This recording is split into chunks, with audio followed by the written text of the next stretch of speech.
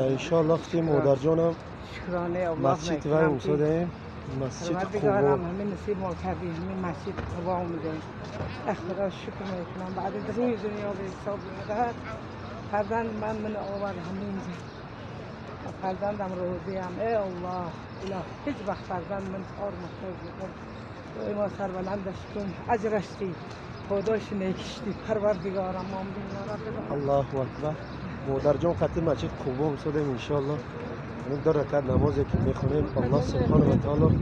و درگاه بینیازش قبول الهی گرداند آمین دستگیرین دنیا و آخرت برآورده خیر الهی گرداند آمین